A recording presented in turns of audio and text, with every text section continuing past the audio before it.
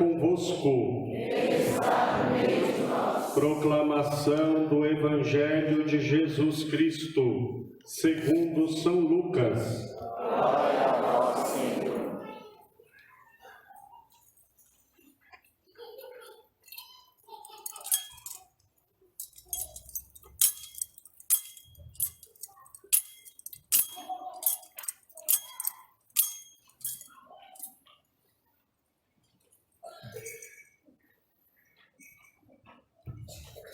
Aconteceu que naqueles dias César Augusto publicou um decreto ordenando o recenseamento de toda a terra.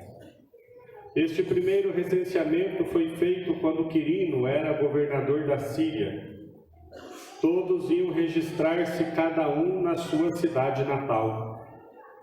Por ser da família e descendência de Davi, José subiu da cidade de Nazaré, na Galiléia, até a cidade de Davi, chamada Belém, na Judéia, para registrar-se com Maria, sua esposa, que estava grávida.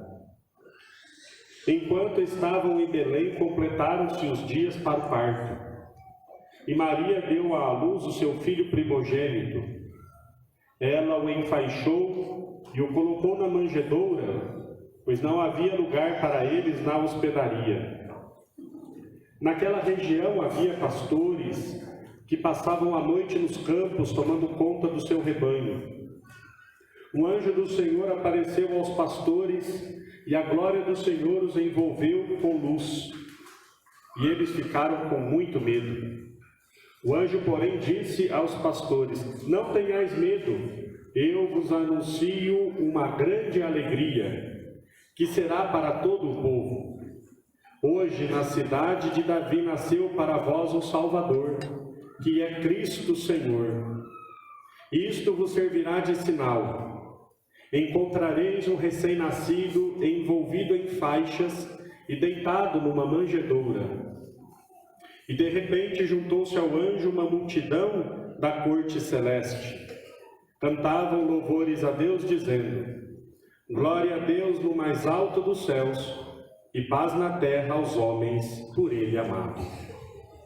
Palavra da salvação. Glória a vós, Senhor.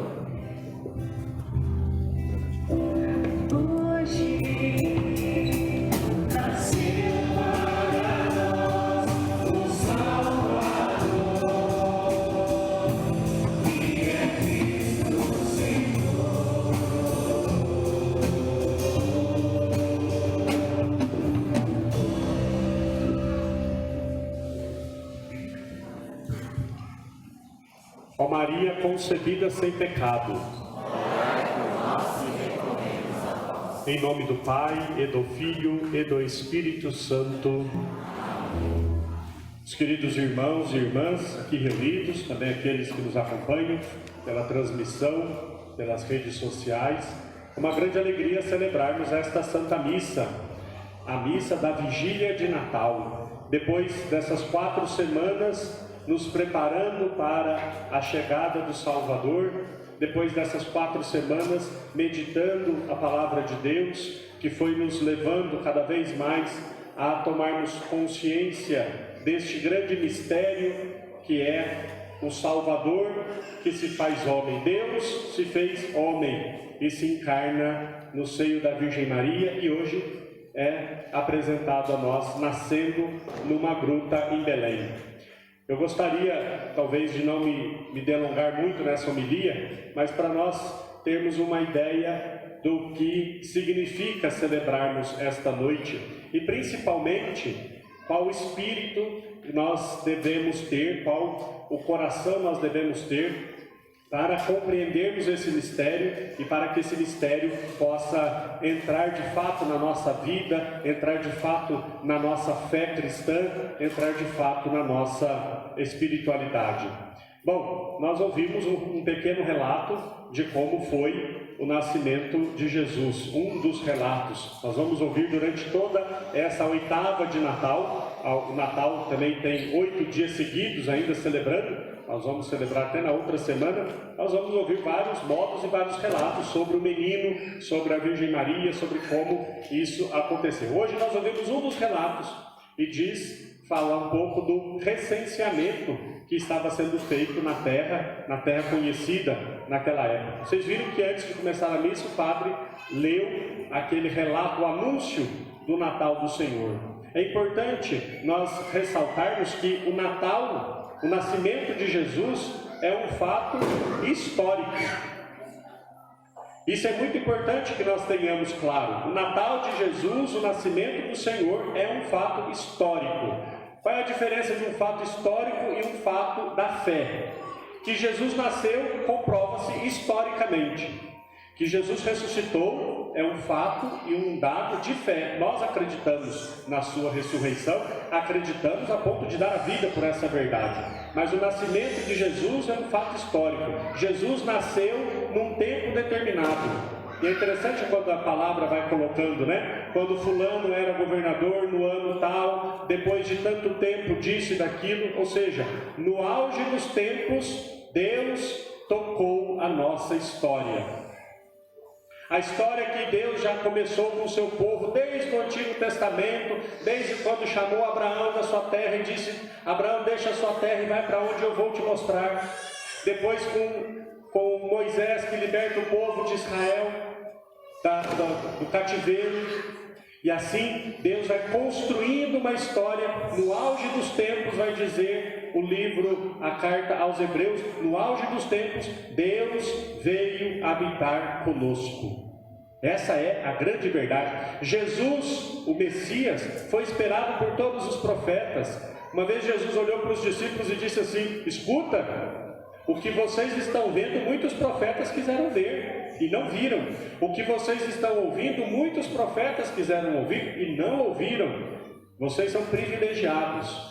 E nós hoje também somos privilegiados porque continuamos ouvindo a palavra e continuamos vendo pela fé o Cristo presente no meio de nós, principalmente na Eucaristia.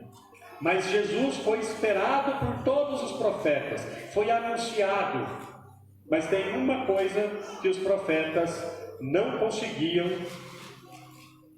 dar conta, vamos assim dizer. Era um mistério grande demais. Eles não imaginavam que o Messias seria o próprio Deus encarnado, em primeiro lugar. Eles imaginavam que seria um grande profeta, ou que seria um grande guerreiro, mas o próprio Deus encarnado, isso estava muito além do que eles poderiam imaginar. Primeira coisa.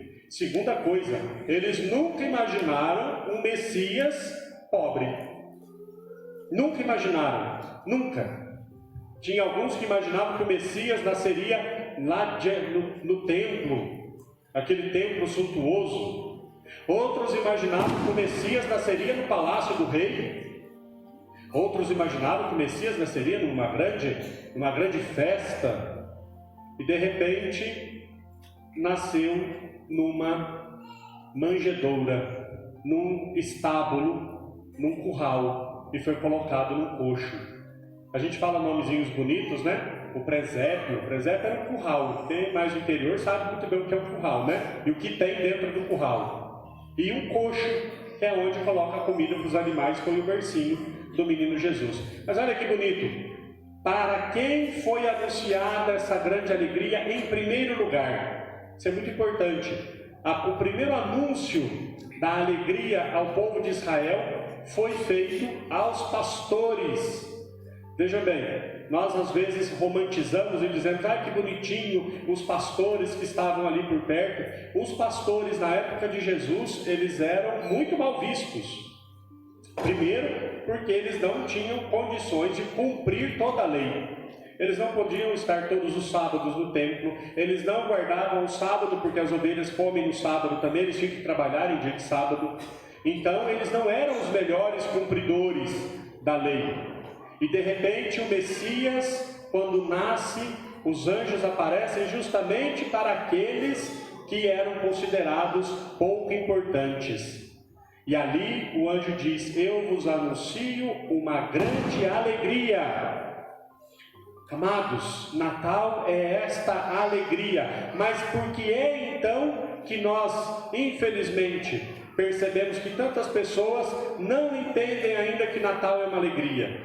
Eu falava até esses dias na missa de preparação, tem gente que chega e diz assim: ai, Natal é uma festa tão triste, não entendeu nada do que é Natal, né? Mas por que é que tantas pessoas ainda pensam dessa forma, ou ainda experimentam o Natal dessa forma?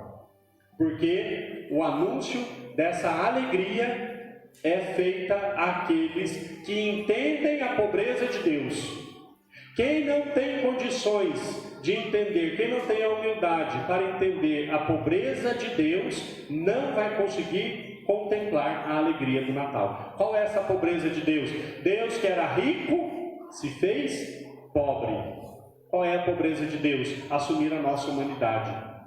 Se nós ainda quisermos buscar um Messias glorioso, se nós ainda quisermos buscar um Messias que humanamente triunfa, nós vamos falhar miseravelmente, porque o Messias não quis nascer no templo, não quis nascer nos palácios, mas ele quis nascer pobre para os pobres, e quem acolheu o Messias foram os pobres.